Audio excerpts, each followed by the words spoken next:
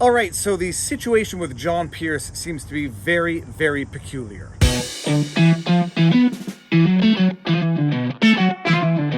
Viva Frei, Montreal litigator turned YouTuber, and it's a little late for a car vlog, and the evening is beautiful. You can hear the chirping of the cicadas, so we're going to do this one on the roof and give an update in the John Pierce January 6th situation, because the government just filed a notice to the court, and it is very, very peculiar. All right, so for those of you who may not know, John Pierce is an American attorney. He is either famous or infamous, depending on your perspective. He was representing Kyle Rittenhouse in Kyle Rittenhouse's lawsuit, where he ran into a ton of problems that Robert Barnes has been very vocal about during our live streams. He is now representing 17 defendants to the January 6th insurrection, riots, call it what you want. He is representing 17 defendants to the events of that day, and some interesting developments have occurred in that file. The prosecution in that case just filed a notice to court regarding the situation of John Pierce, because it seems that John Pierce has gone AWOL. People don't know exactly why, and it seems now that he might be on a ventilator, unresponsive, suffering from COVID, but there are a lot of conflicting details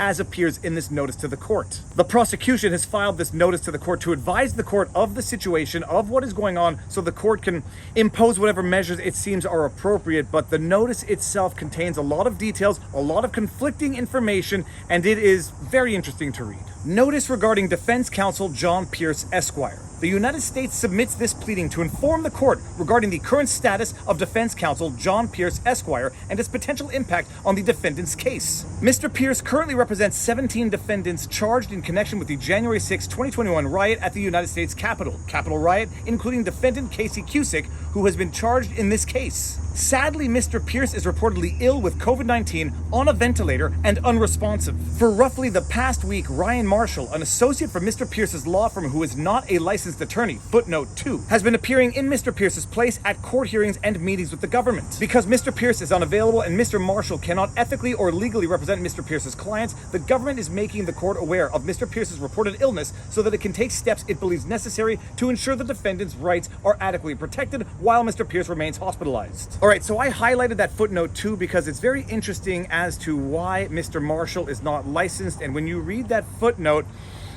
it's going to cause you to ask some questions about Mr. Pierce and his law firm. It is unclear if and when Mr. Marshall will be able to obtain a bar license, given that Mr. Marshall currently faces felony criminal charges in 2 cases in the Court of Common Pleas of Fayette County, Pennsylvania. Multiple counts of intercepting communications and unlawful use of an audio device in court, and multiple conspiracy and theft-related counts. According to public records, the latter case involves charges arising from Mr. Marshall's alleged participation in a conspiracy to commit fraud while clerking for a judge on the Pennsylvania Court of Common Pleas. You don't need to be an attorney with much practice to know that that is not good at all. In fact, you don't even need to be an attorney to know that that is not good at all. I don't know what's going on. I just know what the government is alleging in this notice, and what they are alleging as to why Mr. Marshall cannot practice law or does not have a bar license is not good. But it seems that Mr. Marshall has nonetheless been appearing for certain defendants at meetings, and the reasons that he has been giving as to why Mr. Pierce has not been appearing have been conflicting, to say the least. The morning of Tuesday, August 24, Mr. Pierce was scheduled to appear before Judge Friedman for a status hearing in United States versus Nathaniel DeGrave.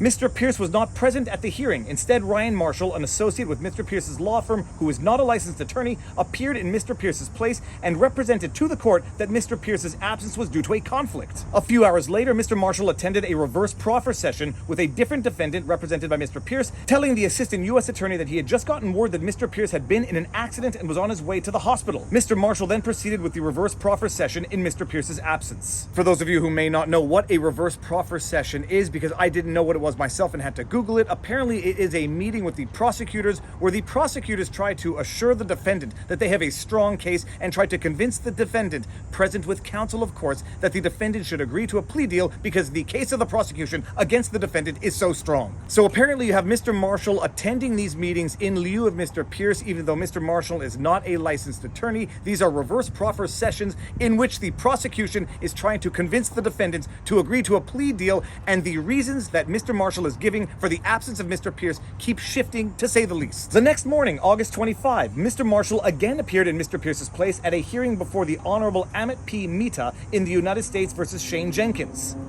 At that hearing, Mr. Marshall represented to the court that Mr. Pierce was hospitalized with COVID-19 on a ventilator and non-responsive. After that information was reported publicly, a different individual reached out to an NPR correspondent and wrote that Mr. Pierce did not in fact have COVID-19, but instead, quote, was hospitalized on Monday due to symptoms that he believed might be related to COVID-19, quote, appears to have been suffering from dehydration and exhaustion, and, quote, remains under the care of his doctors, end quote. On Thursday, August 26, Mr. Marshall again appeared before Judge Mita in Mr. Pierce's stead, this time in United States versus Peter Schwartz. Before that hearing, Mr. Marshall told the assistant U.S. attorney that he had not had any direct contact with Mr. Pierce, but that one of Mr. Pierce's friends told him that Mr. Pierce was sick with COVID-19, and another said he was not. All right, so if you can figure out what's going on here, more power to you, because I cannot. The information is absolutely conflicting, although from this notice, it does in fact seem that John Pierce is in fact in hospital on a ventilator, non-responsive as a result of COVID-19. But from the information coming from his office and his associates, it's not clear that that's the case. But what is the prosecution supposed to do? Because effectively this case is now on a standstill because the defendants don't have their attorney. The United States thus finds itself in a position where the defendant and 16 other defendants charged in connection with the Capitol riot appear to be effectively without counsel. Unfortunately, it seems that Mr. Pierce may be hospitalized and unable to communicate, and it is unclear when Mr. Pierce will recover. Although Mr. Marshall has now appeared several times in Mr. Pierce's place, he is not a licensed attorney and thus cannot appear in this court, represent Mr. Pierce's clients, or provide them with legal advice or services. From the government's perspective, given Mr. Pierce's reported illness and the fact that Mr. Marshall is not a licensed attorney, this case is effectively at a standstill. And the prosecution just wants to notify the court of the situation so the court can take whatever precautions are necessary in order to preserve the rights of the defendants, and that presumably means suspending the case entirely until one can figure out what exactly is going on with Mr. Pierce or find attorneys to represent the defendants if Mr. Pierce has in fact become incapable of representing them due to whatever the reason. But given everything that's going on with John Pierce as relates to the Kyle Rittenhouse case, as relates to the fact that he has apparently been unreachable for several days now, leaving these clients in a position where they are not getting representation in their file for whatever the reason, good or bad, legitimate or not, COVID or not, the prosecution does not know what to do, so they are just basically notifying the court so the court can take whatever precautions necessary to preserve the rights of the defendants. Hopefully, Mr. Pierce will soon regain his health and be able to continue his representation of the defendant. The government did, however, want to make the court aware of Mr. Pierce's reported illness and its impact on the case so that the court can take any steps it believes necessary to ensure that the defendant's rights are adequately protected while Mr. Pierce remains hospitalized. To be continued, because obviously if John Pierce is in fact in the hospital on a ventilator unresponsive, the situation looks pretty dire for him. If he's not, and this in fact is just a miscommunication and there are other problems, I'm sure the court is going to be very interested to know, but one way or another, I will be doing a follow-up on this as soon as there is any news, and sure as sugar, Robert Barnes and I will be discussing this and other issues during our next live stream on Sunday. With that said, if you like my videos, if you like my content, please be sure to like, share, subscribe, hit the notification bell, and drop a comment in the comment section below because it feeds the algorithm. Tina, you fat lard, come get some dinner. If you want to support the channel, all of these support links are in the pinned comment. We've got PayPal, Patreon, subscribe to our YouTube membership. We've got merch. You can follow and support Robert Barnes and I on VivaBarnesLaw.locals.com. But more important than any of that, take care of yourselves, check in on friends and family, make sure everyone around you is doing well, and now you know your vlog. Peace.